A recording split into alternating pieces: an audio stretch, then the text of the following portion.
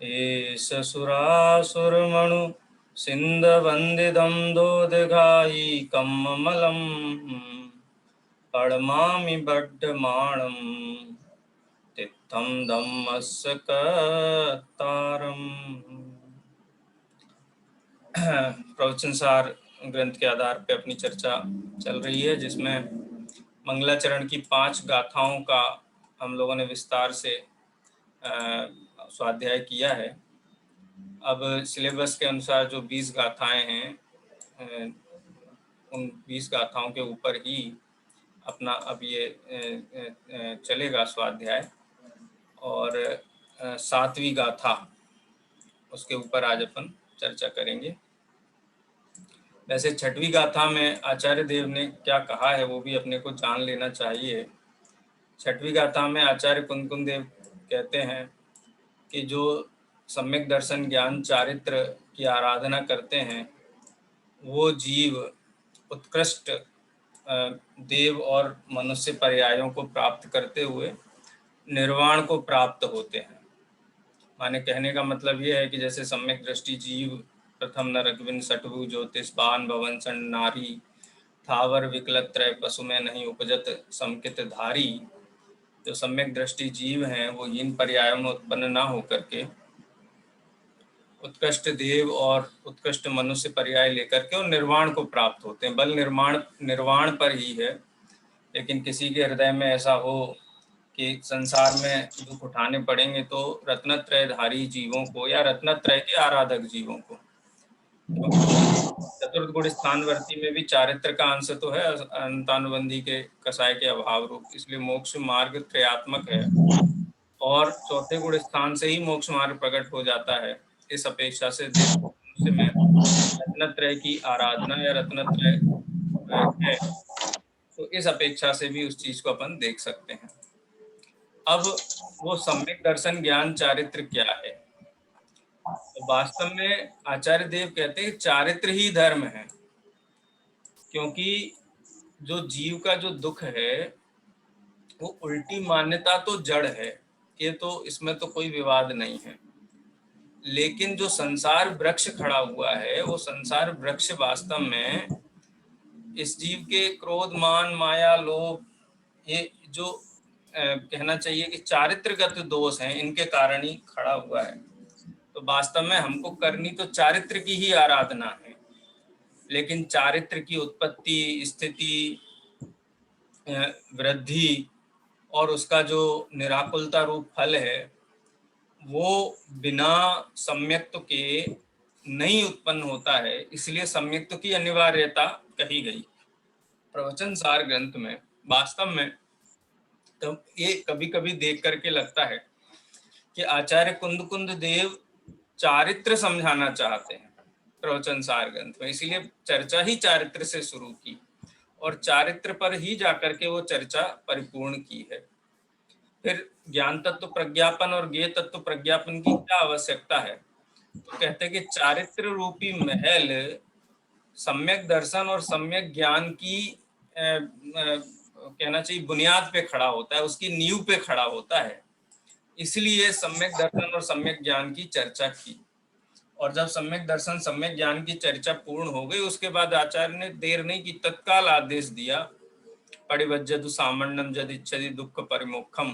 इसलिए यदि तुम दुख से को दूर करना चाहते हो, दुख से मुक्त होना चाहते हो, तो चारित्र को धारण करो।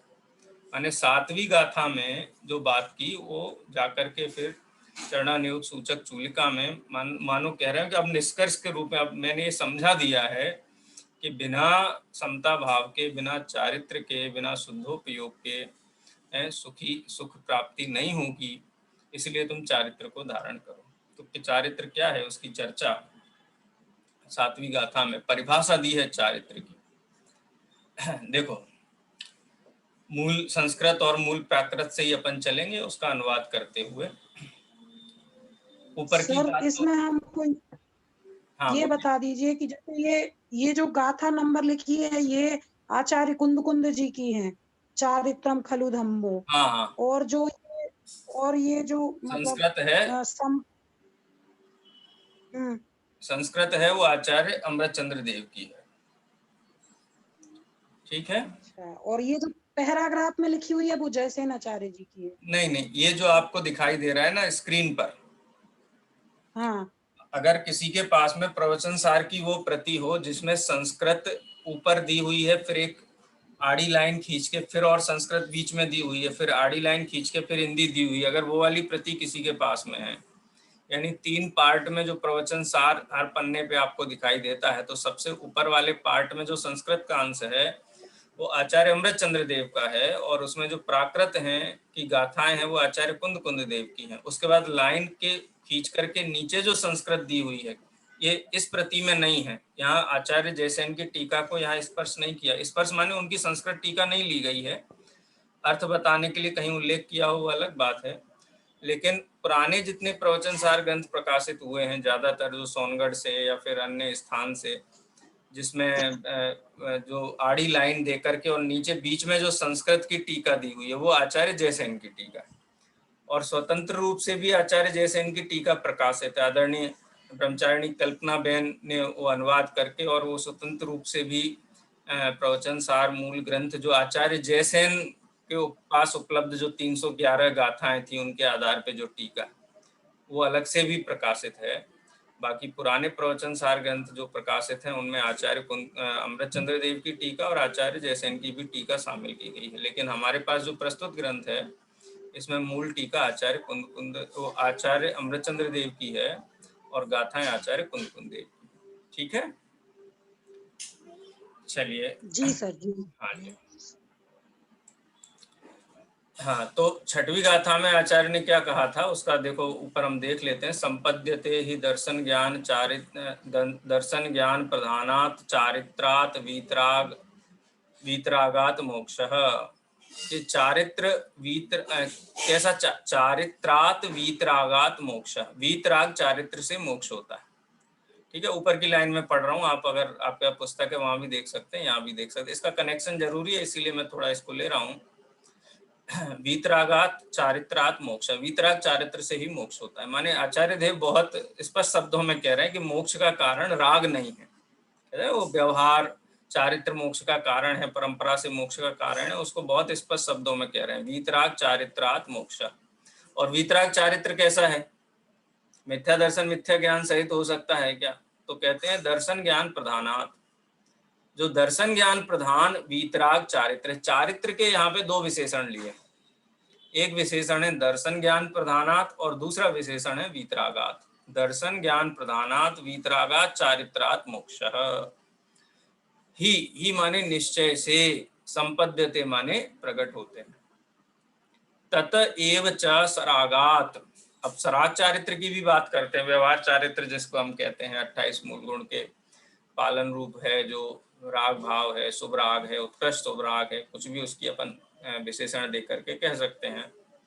तत एव सरागात, तत एव माने उसी माने वो जो जिस चारित्र की हम चर्चा पिछली लाइन में करके आए हैं, तत एव वही, च सरागात यदि वह सराग हो।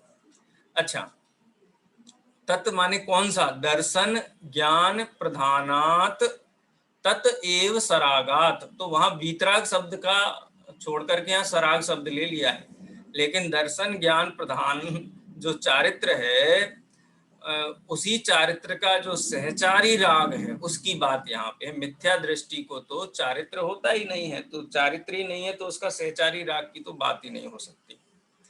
जो वास्तव में 11वीं गुण स्थान तक जाने वाले उपसम श्रेणी मानने वाले मुनिराज हैं, वो जब लौट के भी आते हैं और उनका जो राग है चारित्र का जो मल है उसके कारण क्या उत्पन्न होता है, तो कहते हैं देव असुर मनुज राज विभव क्लेश रूपो बंध, कि उनको जो देवादि गतियां हैं, अथवा यहाँ अगर गौण रूप से लिया जाए तो जो वीतराग चारित्र का सहचारी जो सराग चारित्र है उससे तो देव और मनुष्य गति जो उत्कृष्ट उत्पन्न होती, जो छठवीं गाथा में भी आचार्य देव ने उल्लेख किया था, आप देख लो।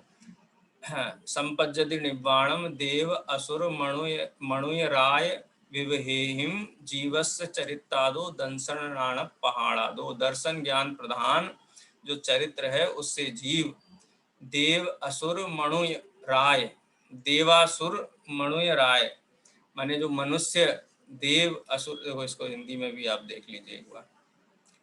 सुर असुर नरराज के वैभव सहित निर्वाण पावे, यदि ज्ञान दर्शन पूर्वक चरित्र सम्यक प्राप्त हो।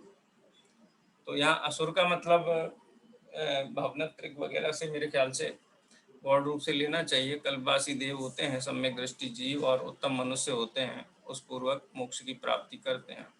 वही बात यहाँ पे कही गई है। लेकिन उसके विशेषण क्या दिया है? क्लेश रूपो बंदा, वो क्लेश रूप है। देव पर्याय हैं, चक्रवर्ती की पर्याय हैं, बलभद्र आदि जो 63 सलाका पुरुषों के रूप जो पुण्य राशि प्रकट हुई है, वो सब क्लेश रूप है, बंध का कारण है। अतो मुमुक्षेण, अब यहाँ पर उपसंहार देते हैं, शिक्षा देते हैं कि इसलिए मुमुक्षुओं को इष्ट फलत्वात्, क्योंकि आपको चाहिए क्या, आपको इष्ट क्या है? आपको क्लेश इष्ट है कि सुख इष्ट है?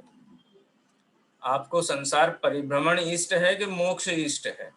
तो कहते अतो, इसलिए मुमुक्षेण मुमुक्षुणेष्ट मुमुक्षुजनों को इष्ट फलत्वात्, जो इष्ट फल वाला है, माने मुमुक्षुओं को मोक्ष चाहिए ना, इसलिए उनका इष्ट फल निर्वाण है। वो किससे उत्पन्न होता है? वीतराग चारित्रम उपादेयम अनिष्ट फलत्वात् सराग चारित्रम हेयम। इसलिए मुमुक्षुओं को जो निर्वाण संपत्ति चाहिए, उनको जो इष्ट वस्तु चाहिए, उसके लिए तो उन्हें वीतराग चारित्र ही उपादेय है, वीतराग चारित्र की ही उपासना करनी चाहिए। और सराग चारित्र कैसा है? अनिष्ट फलत्वात्, वो अनिष्ट फल देने वाला है। आपको संसार में घूमना है, आपको देव मनुष्य गति में घूमना है, जो राग के कारण होने वाली क्लेश है, आकुलता है, वो आकुलता चाहिए तो नहीं चाहिए, इसलिए उसको अनिष्ट फल वाला कहा सराग चारित्र को, इसलिए उसको हे भी कहा गया। अब प्रश्न ये उठता है कि चारित्र है क्या? अथ चारित्र स्वरूपम विभावयति अन्न, यहाँ पर अब चारित्र के स्वरूप को विभावयति माने बताते हैं, स्पष्ट करते हैं। गाथा पढ़ेंगे। चारित्रं खलु धम्मो,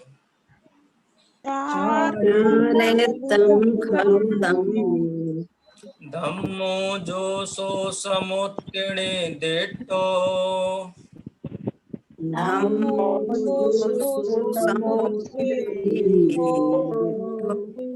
मोह खोह विहीणो,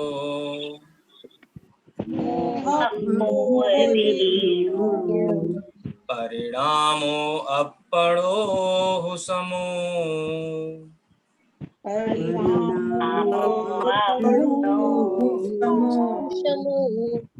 बहुत सरल गाथा है ये, तो जन भाषा रही है, प्राकृत भाषा।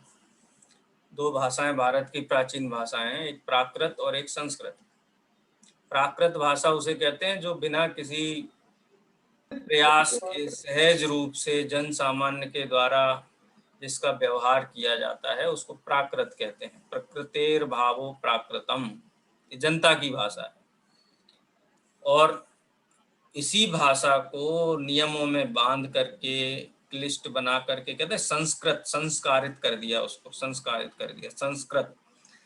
तो प्राकृत भाषा मूल जन भाषा है, और इसी को नियम कायदे कानून बना करके, संस्कृत करके, फिल्टर करके संस्कृत भाषा उत्पन्न हुई। जैसे संस्कृत के विद्वान ये कहते हैं संस्कृत प्राचीन है, प्राकृत बाद में आई है, लेकिन ये बात प्रैक्टिकल नहीं है, व्यवहारिक नहीं है। वास्तव में प्राकृत भाषा मूल भाषा है, और प्राकृत भाषा को ही परिशुद्ध करके उसका नाम ही संस्कृत है, संस्कृत जिसको संस्कारित करके बनाया गया हो। बहुत नियमों में बंधी हुई है, बहुत सारे रूल्स रेगुलेशंस में बंधी हुई भाषा संस्कृत है। और संस्कृत इसलिए जन सामान्य की भाषा नहीं रही, और नियम कायदे कानून ग्रंथों की भाषा ही रही वैदिक लोगों के बीच में। तो ये बहुत सरल है। क्या कहते हैं ये गाथा पढ़ के आपको पुरुषार्थ सिद्धि उपाय ग्रंथ के श्लोक याद आते हैं? ये शब्द देखिए, परिणामो अपणो समो। चारित्र क्या है? परिणाम है, जीव की पर्याय है। एक तो गुण है और एक पर्याय है। यहाँ पर्याय की बात है। परिणामो अपणो समो, वो किसका परिणाम है? चारित्र। कहाँ से आता है? बैठने से आता है कि खड़े होने से आता है कि वन में जाने से आता है कि पीछे कमंडल लेने से आता है कि पालती मार के बैठने से आता है? कहाँ से आता है ये पर्याय? कहाँ से उत्पन्न होती है? तो कहते हैं अपणो, ये आत्मा का परिणाम है। हम पढ़ते हैं ना, जीवा जीवादीनां तत्वार्थानां सदैव कर्तव्यम विपरीता विनिवेशा विविक्तम आत्मरूपम तत्। सम्यक दर्शन क्या है? आत्मरूपम तत्, आत्मा का ही पर्याय है। सम्यक ज्ञान में भी ये शब्द आया, सम्यक ज्ञान की जब परिभाषा की है, विविक्तम आत्मरूपम तत्। और चारित्र की परिभाषा भी पुरुषार्थ सिद्धि उपाय ग्रंथ में की, तो वहां भी विविक्तम आत्मरूपम तत्। ये वो सर्व प्रकार के जो मोह क्षोभ राग द्वेष कसाय आदि से विविक्त माने रहित जो आत्मा का परिणाम है वही दर्शन है। आत्मा का परिणाम ही ज्ञान है और आत्मा का परिणाम ही चारित्र। कैसा परिणाम? पर पदार्थ में इष्ट अनिष्ट की कल्पना करने वाला परिणाम आत्मा का परिणाम चारित्र है, क्योंकि आत्मा तो विभाव रूप भी परिणमित हो रहा है। तो कहते हैं नहीं, समूह माने समता भाव रूप जो आत्मा का परिणाम है, समता भाव रूप है। इसकी पहचान हम कैसे करें? तो कहते हैं मोह खोह वीणो, ऐसा परिणाम जिसमें मोह ना हो, अज्ञान ना हो, विपरीतता ना हो और क्षोभ भी ना हो। क्षोभ का मतलब क्या है? कि ऐसे परिणाम से आत्मा दुखी हो जाए, ग्लानि से भर जाए, आकुलता से भर जाए, तकलीफ से भर जाए, ऐसा परिणाम, उसका नाम चारित्र नहीं। तो हम स्वयं ये पहचान कर सकते हैं कि किन परिणामों से हमें क्षोभ होता है। मोह जनित परिणाम से ही क्षोभ होता है।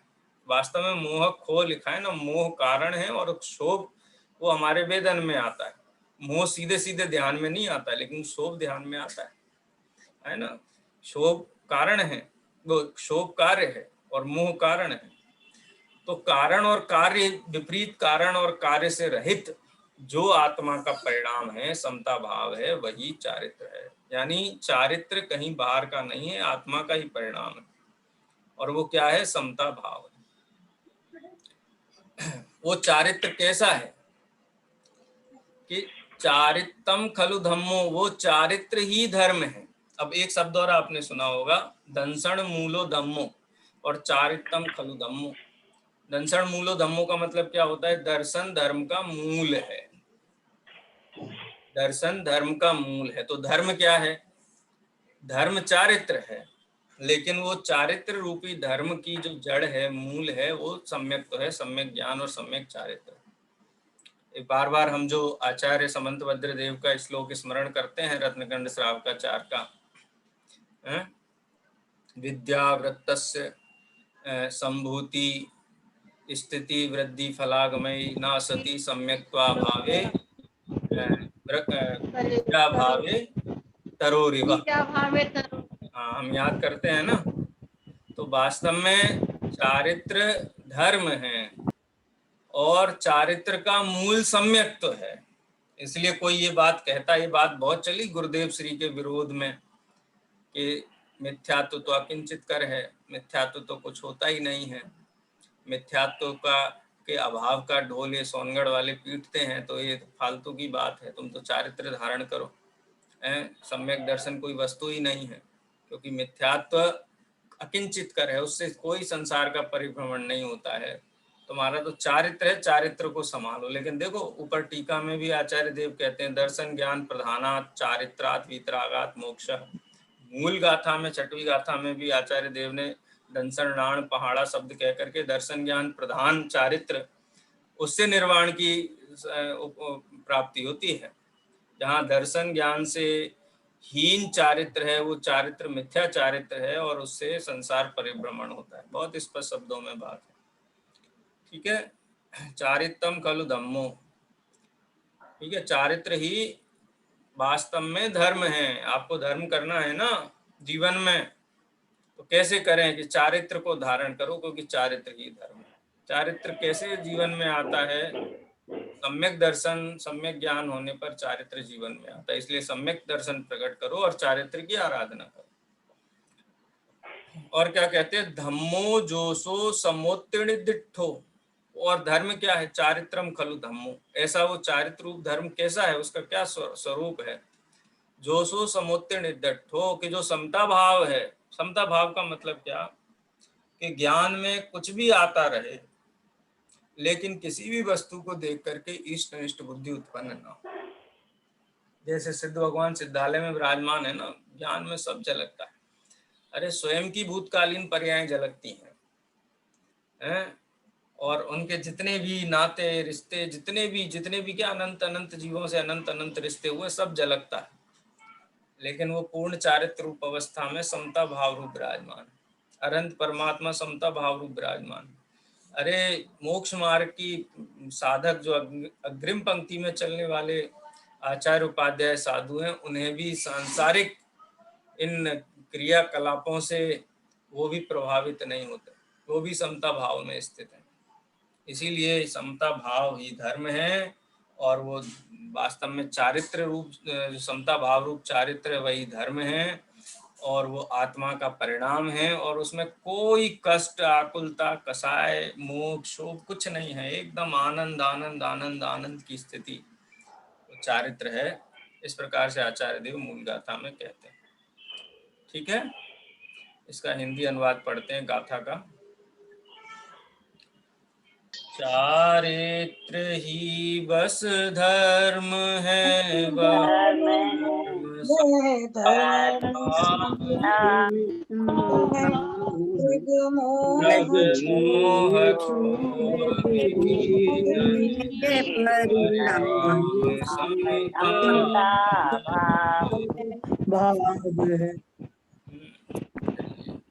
अब इसकी जो टीका है, टीका तो छोटी सी 3 लाइन की टीका है। हाँ, संस्कृत से पढ़ें। चारित्रम खलु धर्मो धर्मो यह तत्साम्यम इति निर्दिष्टम मोहक्षोभ विहीनः परिणामः आत्मनो ही साम्यम। ये जो संस्कृत अनुवाद है, इसको संस्कृत कर दिया, प्राकृत भाषा को थोड़ा संस्कारित कर दिया, नियमों से बंधी हुई भाषा में अनुवाद करके यहाँ प्रस्तुत किया है। सर ये किसने किया है? आचार्य अमृतचंद्र देव ने ये लिखा है का अनुवाद किया।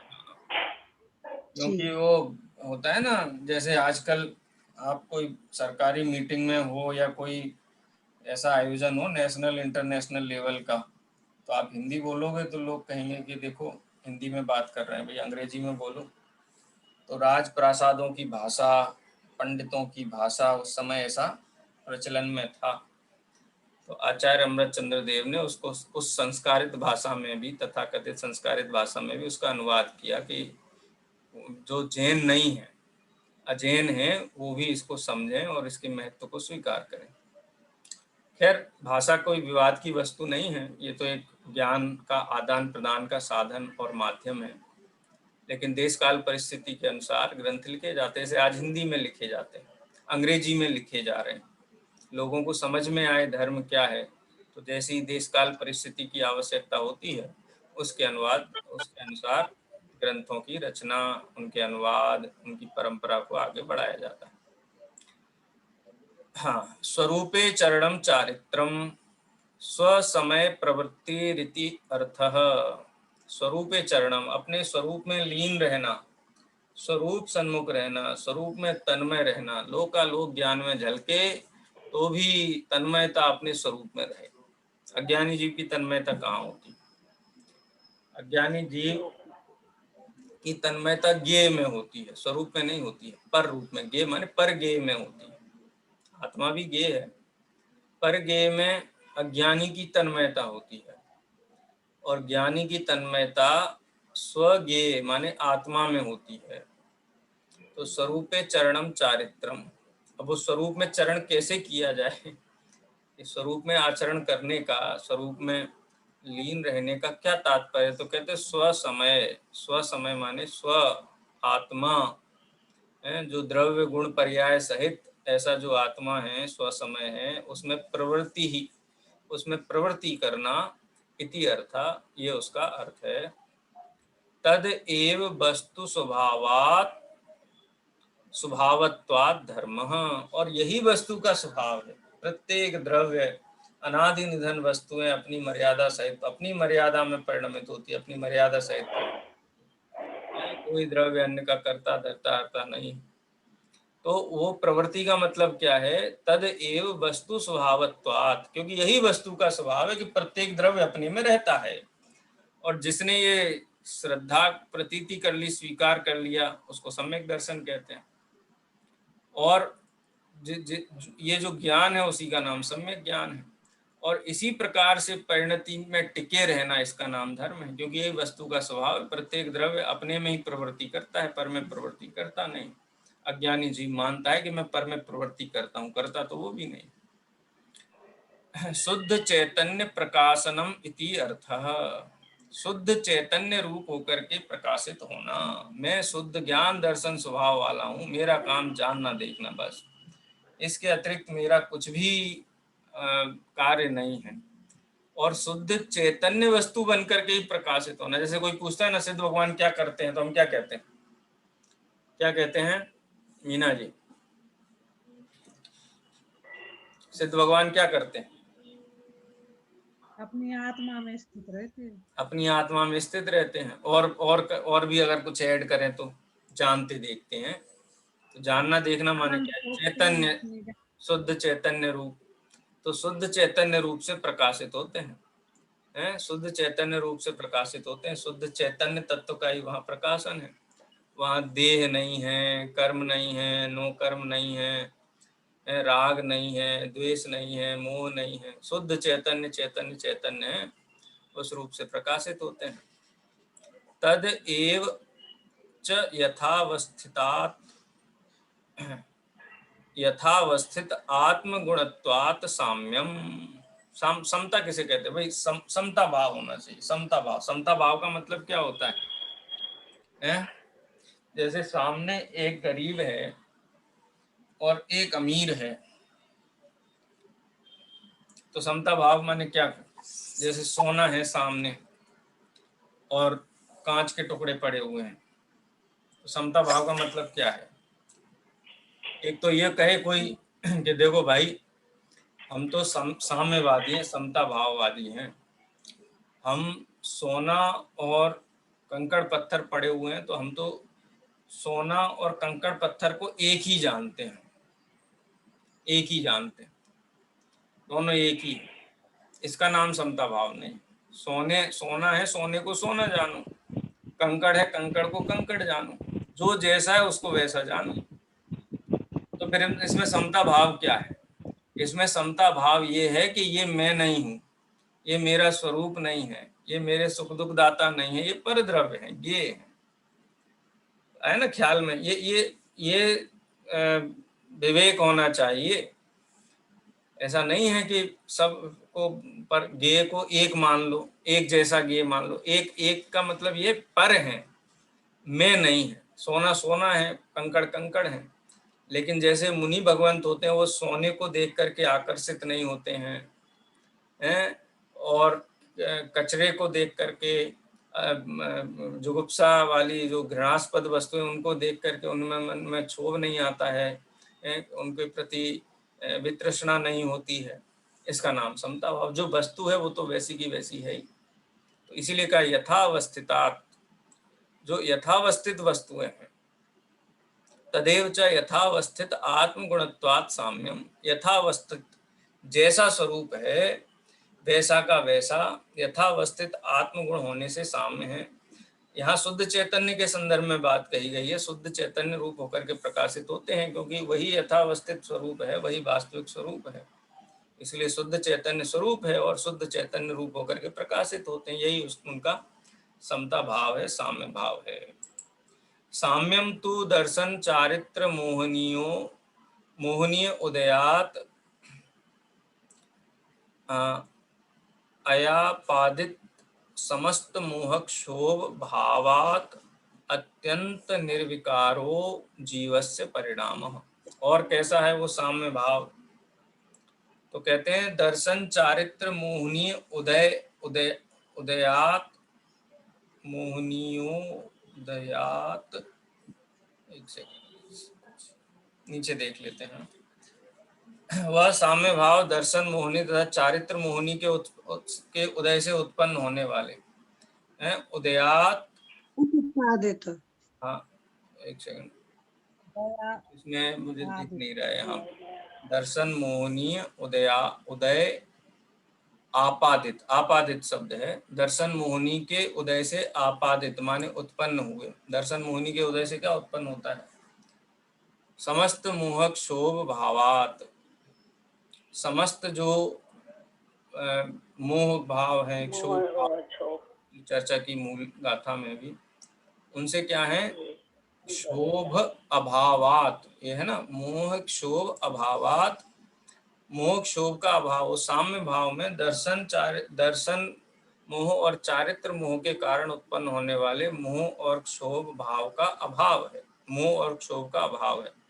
अभाव होने से क्या है? अत्यंत निर्विकार हो। वो जो आत्मा का चारित्र परिणाम है वो अत्यंत निर्विकार है, समता भाव रूप है, जीवस्य परिणाम। ये 4 लाइन में समता भाव को परिभाषित किया है आचार्य देव ने। इसका अपन हिंदी अनुवाद पढ़ते हैं। कौन पढ़ेगा? इस प्रकार गाथा का भाव यहाँ से पढ़ना है। पढ़िए, प्रीति जी पढ़िए। जी सर। उक्त गाथा का भाव तत्व प्रदीप का टीका में इस प्रकार स्पष्ट किया गया है। स्वरूप में रमण करना रमना चारित्र है। इसका अर्थ तात्पर्य स्वसमय में प्रवृत्ति करना है। वस्तु का स्वभाव होने से यही धर्म है। और शुद्ध चैतन्य का प्रकाशन होना, ये क्या है सर? इसके बाद होना के बाद होना ही, तो गलत हो गया वहां पे, होना ही होना ही इसका अर्थ है। यही यथावस्थित आत्मगुण होने से साम्य है। वह साम्य दर्शन मोहिनी तथा चारित्र मोहिनी के उदय से उत्पन्न होने वाले समस्त मोह, दर्शन मोह मिथ्यात और क्षोभ चारित्र मोह ही राग देश के अभाव के कारण अत्यंत निर्विकारी है, ऐसा जीव का परिणाम है। आगे उक्त पढ़िए। कथन में ध्यान देने की बात यह है, चाहे सराग चारित्र हो चाहे बीतराग चारित्र, और होगा तो बने नियम से जीव का परिणाम ही। वह देह की क्रिया रूप नहीं हो सकता, वह जड़ की क्रिया रूप नहीं हो सकता। हमें आत्मनिरीक्षण करना चाहिए कि हम जिस देह की क्रिया को चारित्र मान रहे हैं, क्या वह जीव का परिणाम है? यदि वह देह की क्रिया जीव का परिणाम नहीं है, तो वह ना तो सराग चारित्र होगी और ना बीतराग चारित्र। अनम्यूट करिए प्रीति जी। क्योंकि सम्यक दर्शन ज्ञान सहित बीतरागी परिणाम को बीतराग चारित्र कहते हैं और सम्यक दर्शन ज्ञान सहित शुभ भाव को सराग चारित्र कहते हैं। विगत गाथा में यह कहा गया था कि सम्यक दर्शन ज्ञान सहित बीतराग भाव ही चारित्र है, और अब इस 8वीं गाथा में यह स्पष्ट करते हैं कि आत्मा जिस समय जिस भाव रूप से परिणमित होता है, उस समय उसी भाव में होता है। अतः धर्म भाव से परिणमित आत्मा ही धर्म है, अर्थात चारित्र रूप धर्म ही परिणमित आत्मा ही चारित्र है। ठीक है, तो यहाँ पर डॉक्टर साहब ने इसमें ये दोनों ही बातें ली कि बीतराग चारित्र तो आत्मा का परिणाम है। ये तो आचार्य देव कह ही रहे हैं गाथा में भी और टीका में भी। जो सराग रूप है वो भी आत्मा का ही परिणाम है, जिसको हमने समय सार में कर्ता कर्म अधिकार में पढ़ा था। सराग वो सविकार चैतन्य परिणाम है, जो उपयोग है, जो मिथ्यात्व अज्ञान और अविरति युक्त उपयोग है, जिसको सराग भी कह सकते हैं, मोह से रंगा हुआ भी कह सकते हैं, वो आत्मा का ही परिणाम है। उसका आत्मा करता, सराग का और वीतराग का। जड़ की क्रिया का आत्मा करता नहीं। नो कर्म का करता, द्रव्य कर्म का करता आत्मा नहीं। यानी जीव भी द्रव्य कर्म नो कर्म का करता नहीं है। डॉक्टर साहब ने जो लाइन ऐड की ना पीछे टीका के बाद, विश्लेषण में उन्होंने कहा कि वीतराग भाव तो आत्मा का परिणाम है ही, सराग भाव जो सराग चारित्र है वो भी आत्मा का ही परिणाम। उसी बात को मैंने कर्ता कर्म अधिकार के संदर्भ में एक्सटेंड किया कि अज्ञानी जीव भी अपने स्वीकार चैतन्य परिणाम का करता है, देहादि की क्रिया का करता नहीं। इसलिए मैंने इसलिए उस संदर्भ में बात की, उस संदर्भ को इसीलिए मैंने जोड़ा यहाँ पे। तो ये यहाँ सराग चारित्र का मतलब तो उसका सहवर्ती परिणाम भी ले सकते हैं, इसमें कोई आपत्ति नहीं, जो छठवीं गाथा में आचार्य ने कहा, ठीक है। लेकिन यहाँ मूल भाव कहने का ये है कि चाहे सराग चारित्र हो या वीतराग चारित्र हो, वो आत्मा का परिणाम है, लेकिन शरीर की क्रिया आत्मा का परिणाम नहीं है। शरीर की क्रिया का आत्मा करता नहीं, शरीर की क्रिया के फल का भोक्ता भी आत्मा नहीं है ना, ख्याल में। तो वो कर्म, द्रव्य कर्म और नो कर्म की जो व्यवस्था है उसको अलग बताने के लिए मैंने वो बात कही थी, ठीक है। तो यहाँ पर ये जो सातवीं गाथा की टीका में समता भाव क्या है वो यहाँ पे स्पष्ट किया गया है। अब आठवीं गाथा में वो उत्थानिका जो डॉक्टर साहब ने यहाँ दी, निश्चय चारित्र हो गया ना, आठवीं गाथा यहाँ से।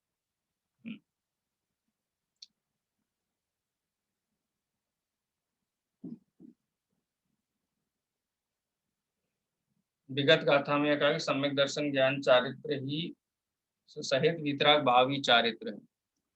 और अब आठवीं गाथा में स्पष्ट करते हैं कि आत्मा जिस समय जिस भाव रूप से परिणमित होता है उस समय उसी भाव में होता है।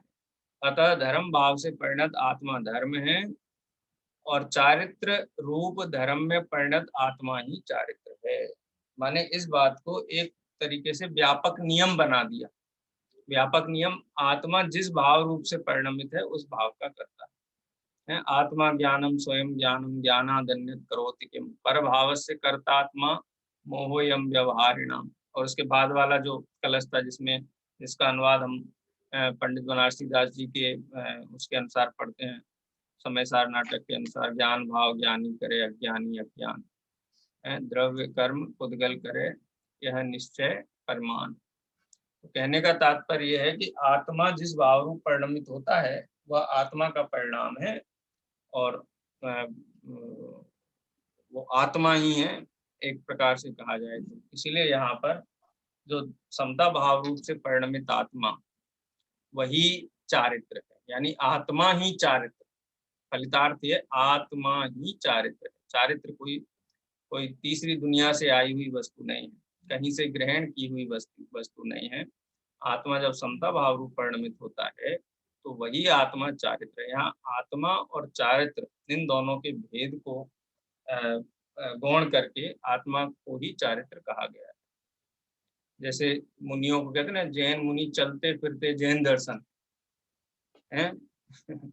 इसी प्रकार से समता भाव रूप परिणमित आत्मा ही चारित्र है, यानी आत्मा ही चारित्र है। इस बात पर बल दिया गया।